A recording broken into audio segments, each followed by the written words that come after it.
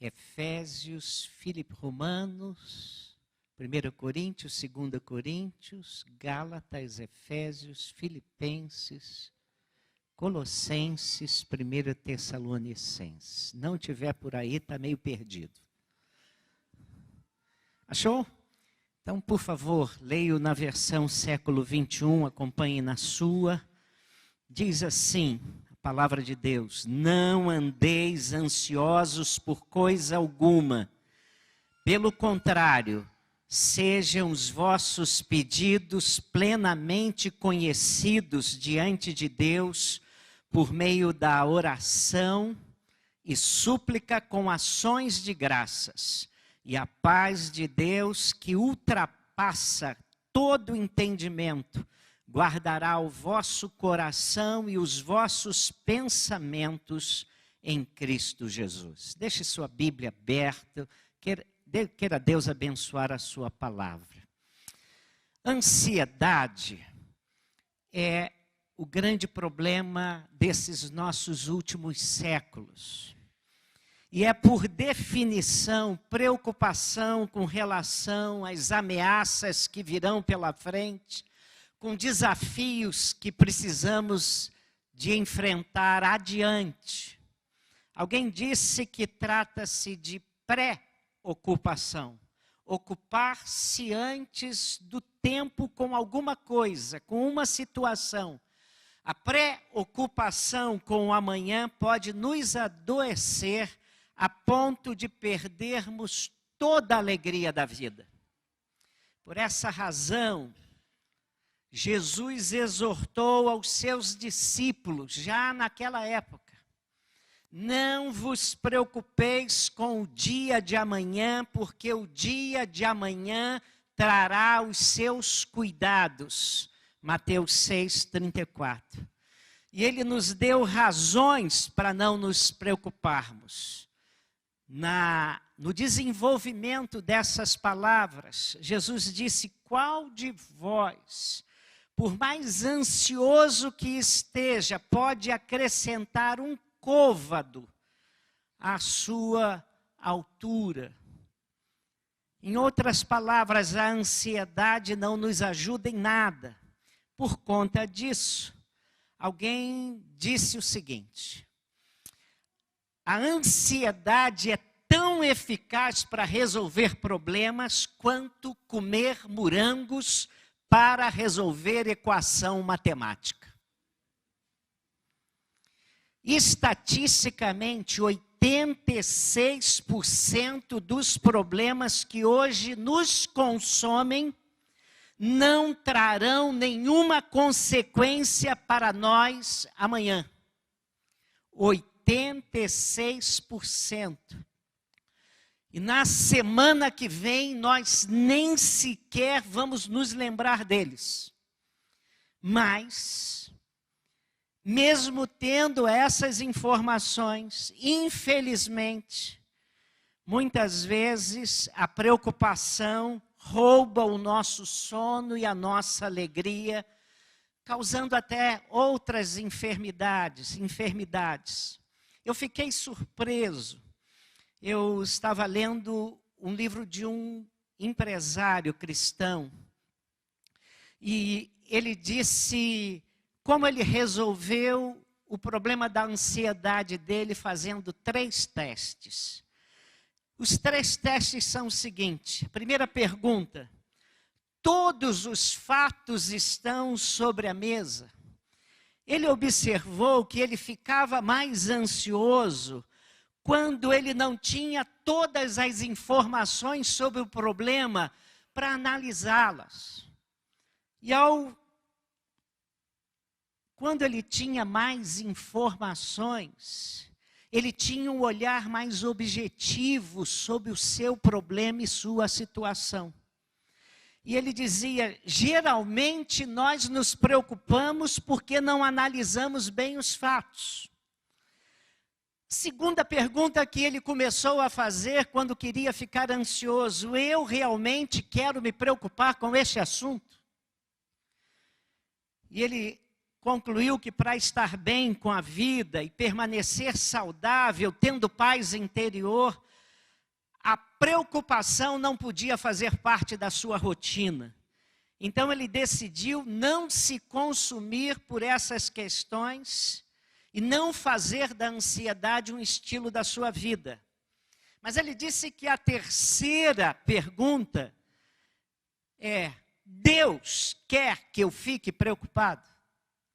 E aí, você que conhece a Bíblia, você que vem à igreja, você sabe a resposta a essa pergunta. Eu vou fazê-la de novo e você vai me responder bem alto. Deus quer que você fique preocupado?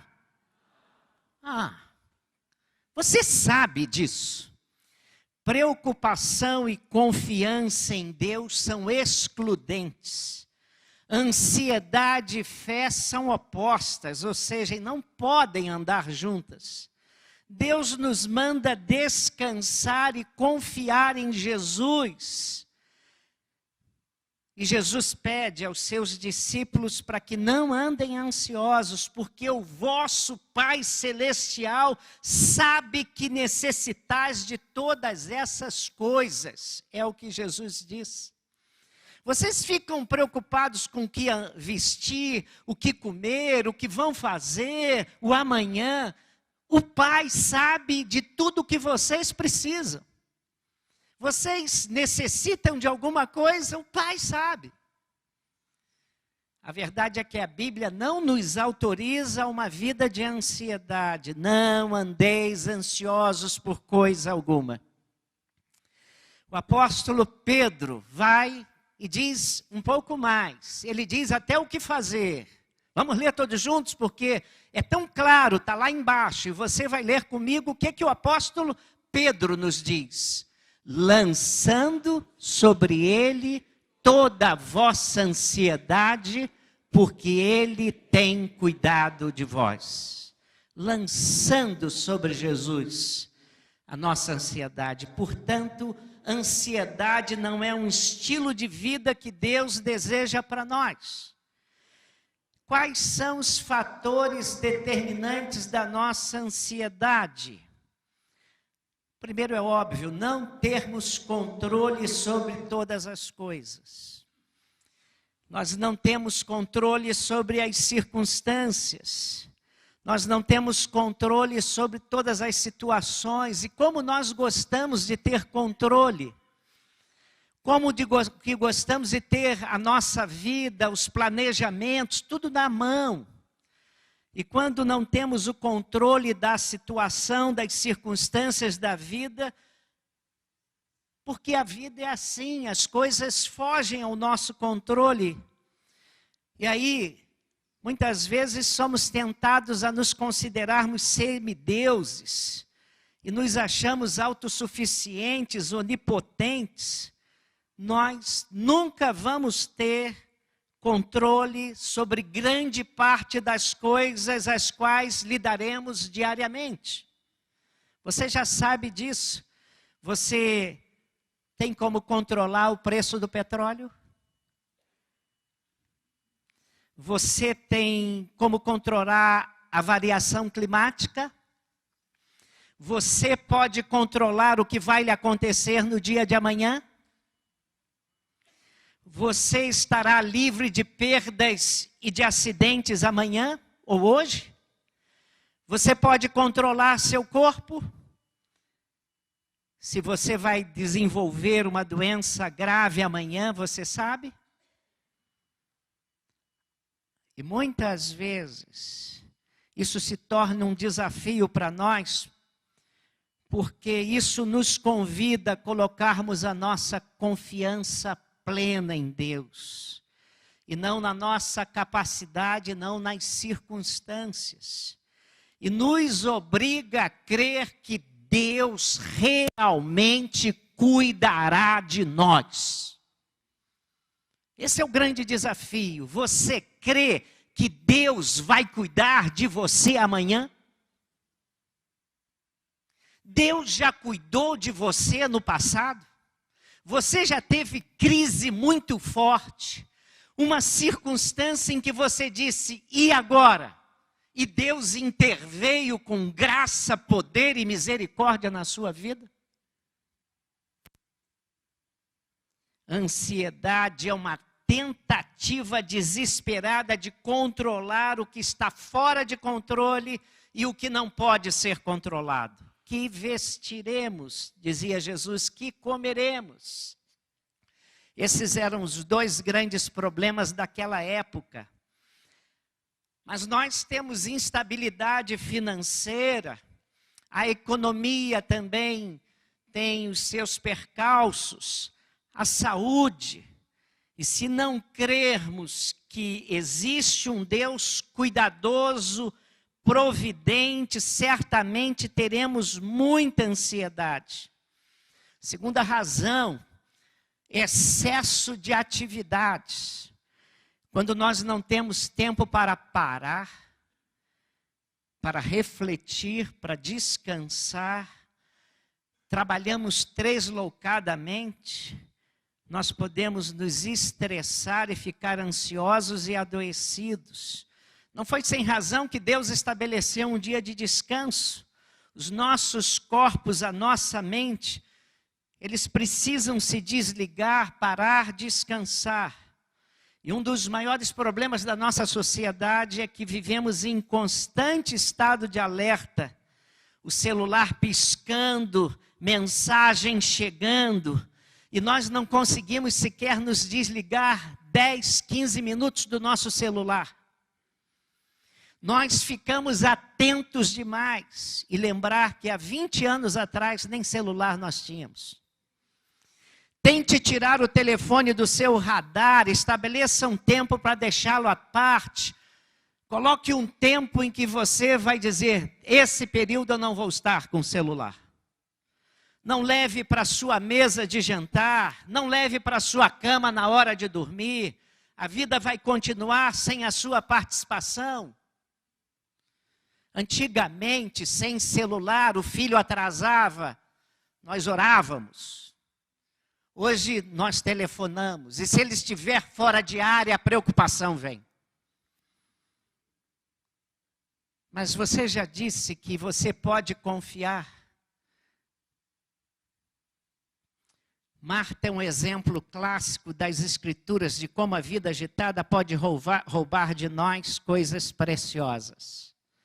Em Lucas 10, de 42 em diante, Jesus chegou à sua casa e ela ficou tão ansiosa em ser boa hospedeira, em tratar bem o mestre, que se esqueceu de se assentar com ele e ouvi-lo. Se esqueceu de deixar o seu coração ser alimentada pelas palavras de Cristo. E no Evangelho de Lucas, ele diz que Marta estava inquieta e agitada. Aí eu fui procurar outras versões e encontrei os seguintes adjetivos. Estava distraída e dividida. Outro disse, ocupada com muitos serviços. O conjunto da obra, inquieta e agitada, distraída e dividida, ocupada com muitos serviços. E no final de tudo, ela estava irritada, possivelmente com ela própria, e sobrecarregada, além de estar irritada com Maria, que ficou com a boa parte, prestando atenção no que Jesus falou e não perdeu nada. A falta de descanso, excesso de atividade nos deixa irritadiços e estressados, e Jesus censurou-a por causa dessa sua inquietação. O excesso de atividades nos leva a uma vida sem reflexão. Em nenhum momento Marta sentou-se aos pés de Jesus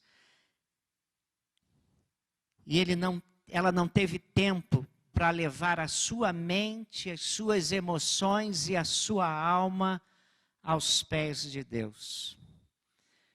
Pergunte a si mesmo, você tem tido tempo para refletir sobre as coisas de Deus? Você tem tido tempo para parar e deixar de olhar o telefone e as redes sociais? Nesse texto, o apóstolo Paulo escrevendo aos Filipenses, exorta: não andeis ansiosos por coisa alguma. E por coisa alguma é importante. Antes sejam conhecidas diante de Deus suas súplicas. Irmãos, eu tinha um problema com esse texto. Eu perguntava sempre que lia esse texto, mas eu não combino, eu não digo às 3 horas da tarde de amanhã eu vou ficar ansioso.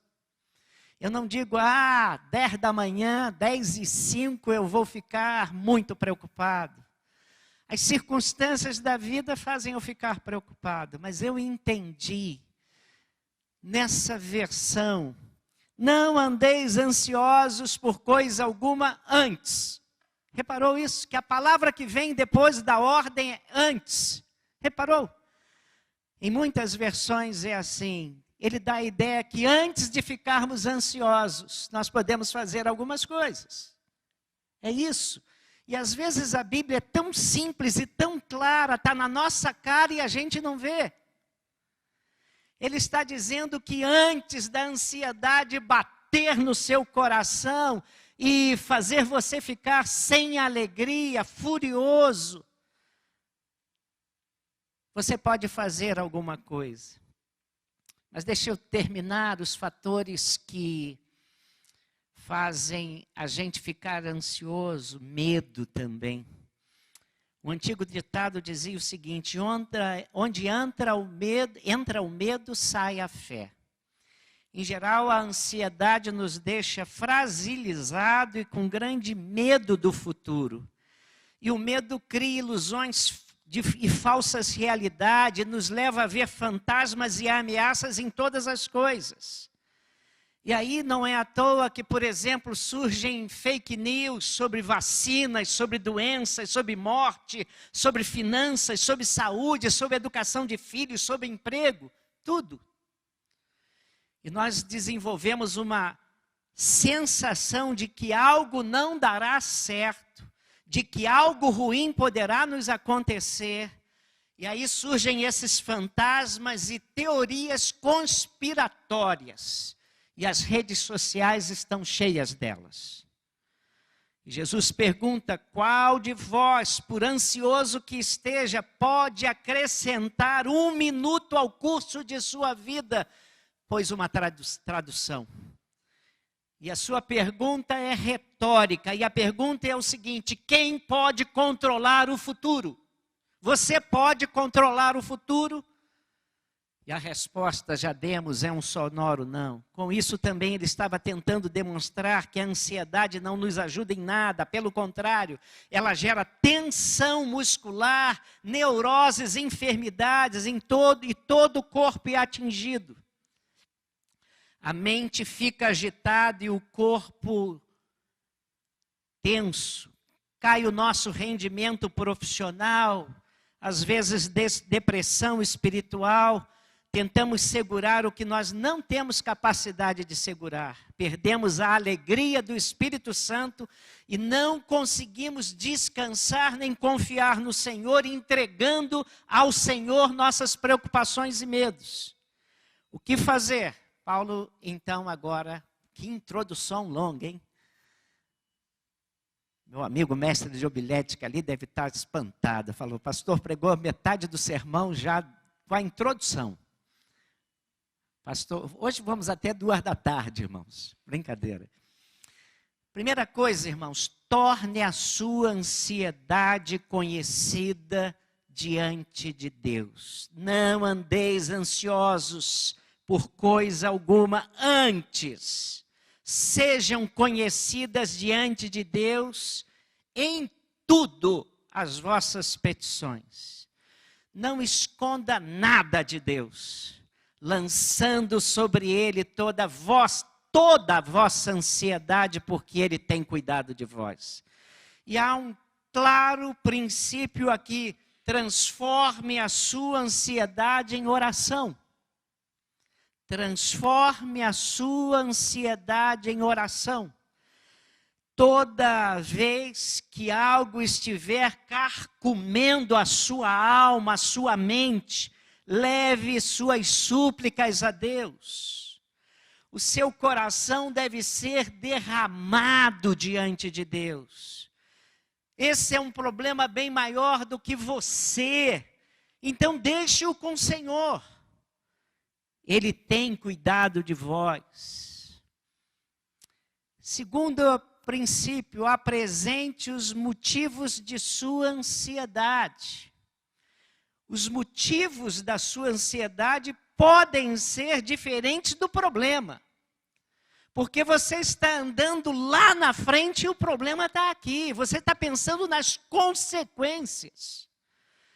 Então, não andeis ansiosos, coisa alguma, em tudo, porém, sejam conhecidas diante de Deus as vossas petições, pela oração e pela súplica com ações de graças. E eu quero lhe dizer uma coisa, não andeis ansiosos é um imperativo, é uma ordem, é um mandamento. Deus não nos autoriza a vivermos consumidos pela ansiedade. E há uma solução apresentada por Deus, um indicativo, o que fazer em tudo. Sejam conhecidas diante de Deus as vossas petições.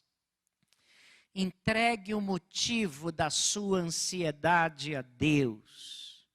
Alguém disse, isso ficou marcado num quadro, depressão é excesso de passado e ansiedade é excesso de futuro. Acho que pode estar havendo um excesso de futuro na sua vida. E diz que neurose é excesso de presente. A psicologia trata a ansiedade como uma patologia, mas a Bíblia aprofunda o seu sentido e diz, é também pecado. E a raiz desse pecado, preste atenção, a raiz desse pecado chama-se incredulidade. A dificuldade de crer que Deus está cuidando de você e que Deus vai cuidar de tudo. E que nós podemos esperar em Deus e descansar nele. Ansiedade é um problema espiritual.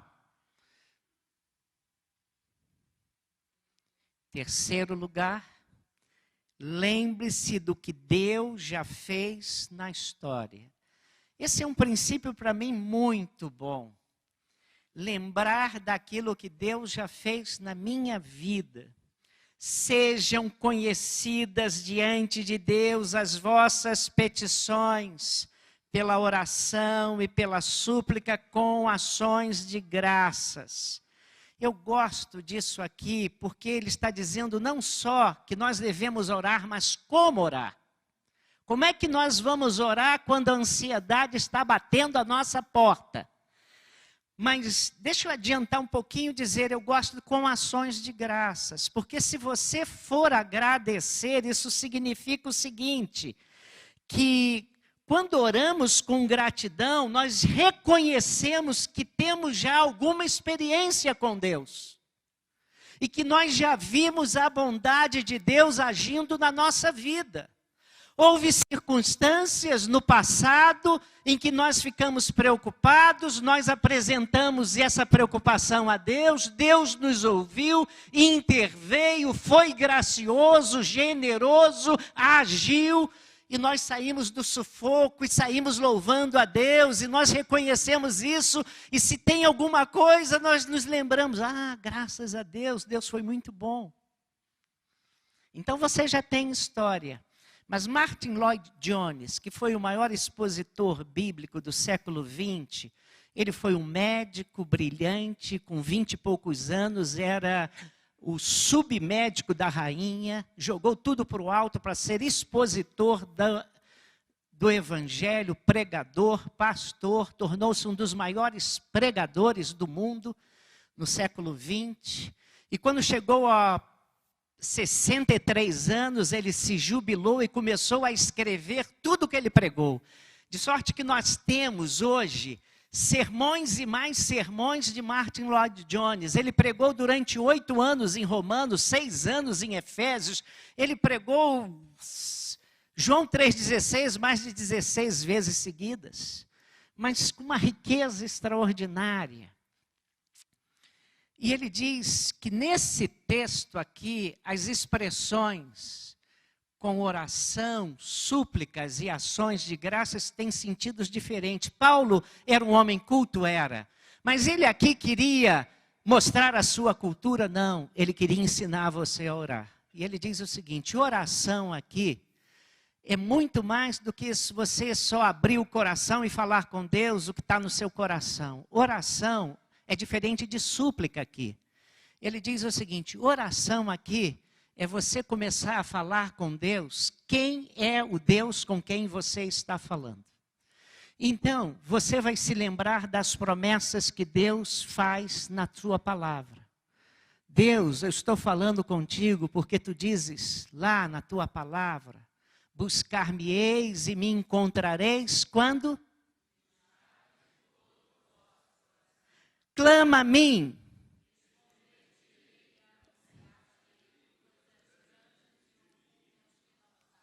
Coisas grandes e firmes, ou coisas grandes e ocultas, que você não sabe. Deus, tu disseste isso. Deus, o Senhor me ama tanto, que o Senhor mandou o seu Filho. Se diz lá em Romanos, que se o Senhor foi capaz de fazer o maior, por que o Senhor não vai fazer o menor? Se o Senhor fez o mais complicado, por que o Senhor não vai fazer o mais simples? Está lá em Romanos. Senhor, deixa eu me lembrar. O Senhor prometeu que estaria comigo todos os dias. Estou fazendo oração. Eu estou dizendo para Deus quem Ele é. Vá a Neemias. Pegue Neemias ouvindo a notícia que veio de Jerusalém, que aquele povo estava todo passando muitos momentos difíceis lá. Neemias abre o coração e começa a dizer para Deus quem era Deus. E ele fala sobre quem é Deus. E depois ele começa a entrar no pedido dele. Sabe, depois que você falar tudo que você sabe sobre esse Deus, você vai começar na oração também lembrar o que Deus já fez na sua vida. Deus, no ano 2000 eu sofri um AVC no púlpito da igreja. Era AVC hemorrágico no tronco central do cérebro. Quem tem isso morre ou fica em coma. Fiquei lúcido, Deus me colocou aqui pregando hoje. Deus, eu já vi a tua mão bondosa agindo na minha vida, estava desesperado em tal lugar, clamei ao Senhor, o Senhor interveio. Oração. Aí nós sabemos quem é Deus. E nós reafirmamos para nós próprios quem é Deus. Aí ele depois disse assim, com oração e súplicas. Súplica ninguém precisa ensinar. É dá-me, dá-me, dá-me. Preciso. Tem misericórdia. Senhor, não sei o que fazer. Senhor, cuida de mim. Senhor, está nas tuas mãos. Senhor, eu estou preocupado porque se isso acontecer, eu vou ficar sem dinheiro. Se eu ficar sem dinheiro, eu tenho que pagar isso, eu tenho que fazer aquilo. Senhor, irmãos, súplica nós sabemos. Coloque toda a sua preocupação, toda a sua ansiedade, caso aconteça ou não aconteça, e você está suplicando que Deus intervenha, Deus tem misericórdia. E aí a terceira coisa, ações de graças. Porque no meio de todas as coisas que nos acontecem, há coisas boas. Quer ver? Você de repente passou mal e o seu vizinho disse assim, entra aqui, eu vou te levar no hospital. Você passou mal. Mas você tinha um vizinho com um bom relacionamento com o vizinho, e o vizinho foi sensível, colocou você e foi lá. No meio da situações difíceis que nos acontecem, nós sempre podemos olhar coisas boas. Eu estou contando para vocês de coisas boas no funeral da minha mãe. Hoje a minha pastoral começa falando disso, tá? Não vai ler isso agora, né? Bom, mas sabe, coisas boas que nos acontecem no meio de circunstâncias ruins. Então nós temos algo com agradecer. Aí vem o versículo seguinte, versículo 7. Quando oramos e Deus sabe todas as coisas, aí o versículo 7 nos diz, o que vai acontecer? Deus vai responder nossas orações, é isso que diz o versículo 7? Tudo resolvido, é isso que diz o versículo 7? Olha aí para a sua Bíblia. Qual é o resultado? E a paz de Deus que ultrapassa, que excede todo entendimento.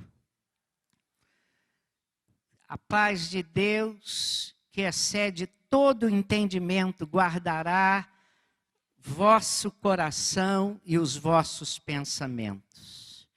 Nós não precisamos entender do problema, embora seja bom termos todos os fatos na mesa.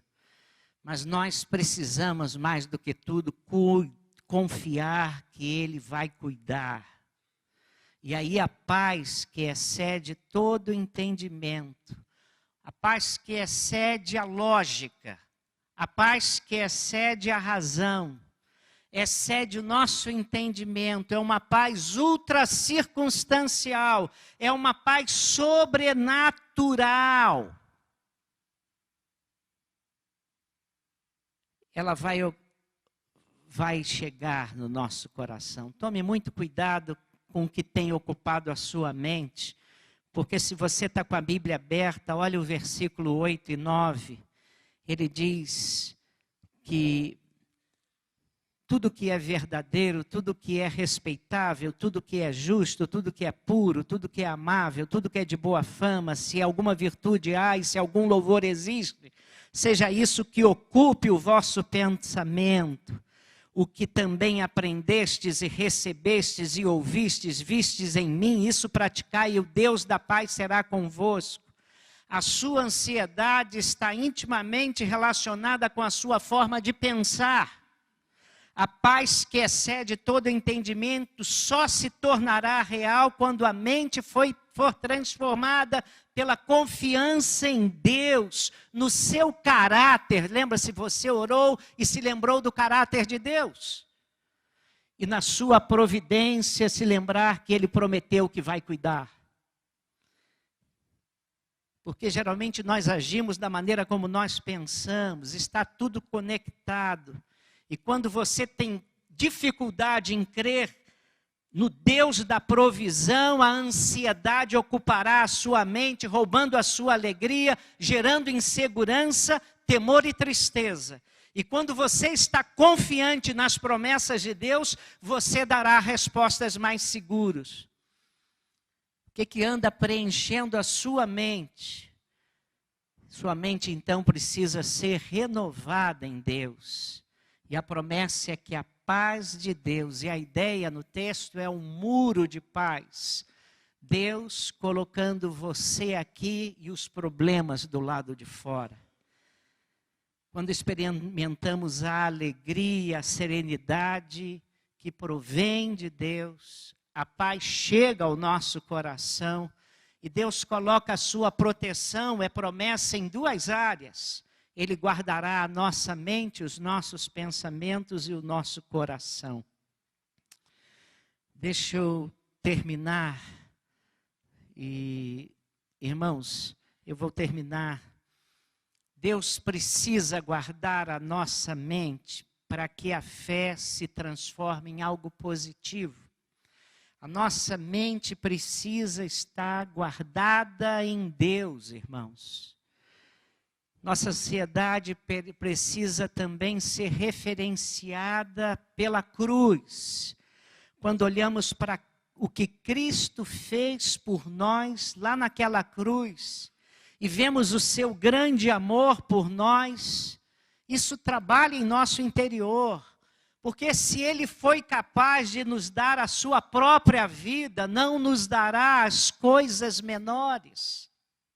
O sustento, a saúde, a provisão e o que é necessário.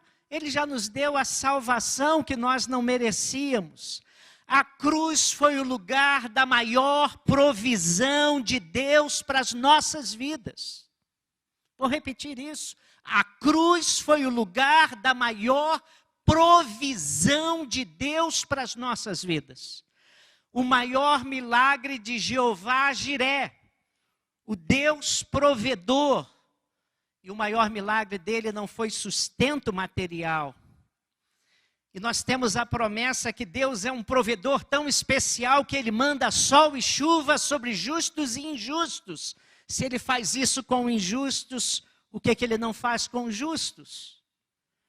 Se ímpio e justo recebem a mesma provisão de Deus, mesmo que o ímpio nunca reconheça que tudo vem dele,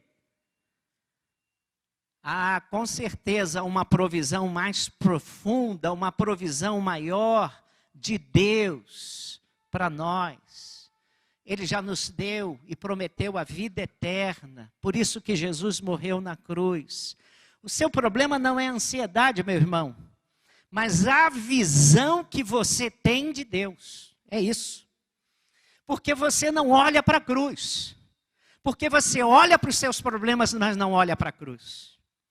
E o que você vê?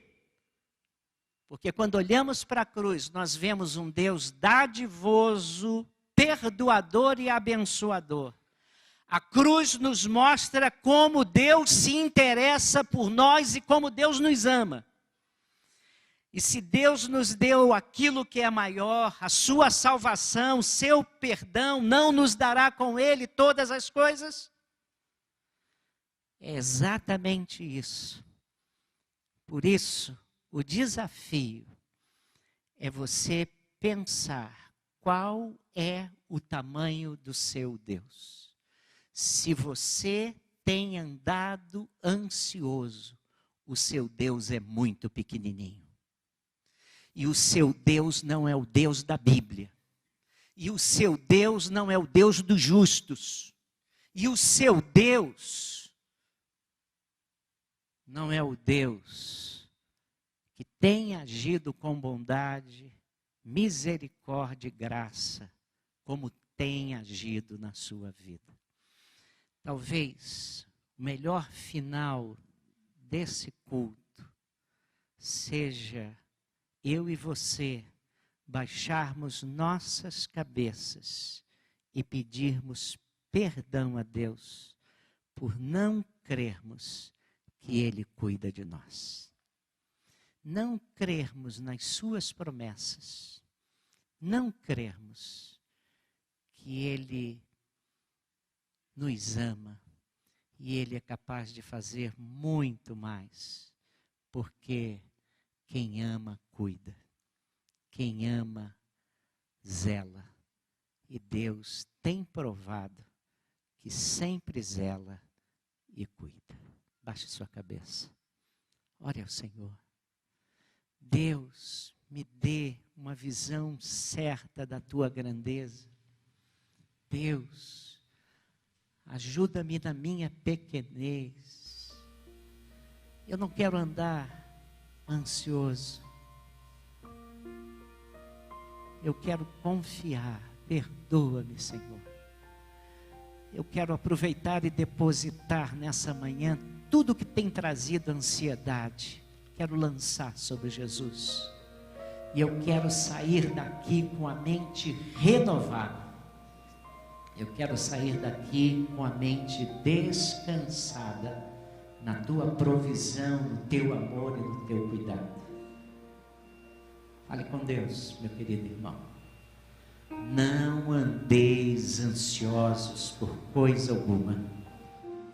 É o mandamento de Deus para nós, na vida cristã, em especial nesta manhã. Que Deus nos abençoe. Ó Pai,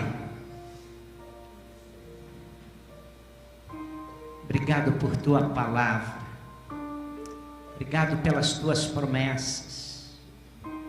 Obrigado porque todos nós que já somos teus, podemos olhar para trás, abrir a gaveta das nossas vidas e localizar lá muitas manifestações do teu cuidado, do teu livramento, do teu poder, do teu amor se manifestando em nós. Nós podemos entrar no museu da nossa vida e contemplar quantas vezes, Senhor, o Senhor foi fiel. O Senhor agiu na hora certa, da maneira surpreendente. O Senhor interveio, o Senhor derramou o seu amor, o Senhor nos deu discernimento, o Senhor nos deu uma saída, o Senhor fez muito mais do que pedimos ou pensamos. E nós aqui hoje tão ansiosos, preocupados, ó Deus, tem misericórdia de nós pecadores incrédulos.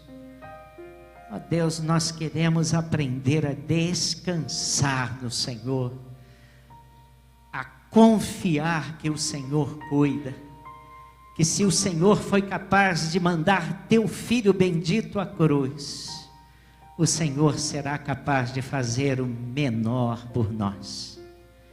Dá-nos a lembrança no tempo certo de que o Senhor é assim. E isso nos ajude a viver confiantes na tua graça. Agradecidos, pedimos perdão e agradecemos a tua presença em nós. Oramos em nome de Jesus. Amém.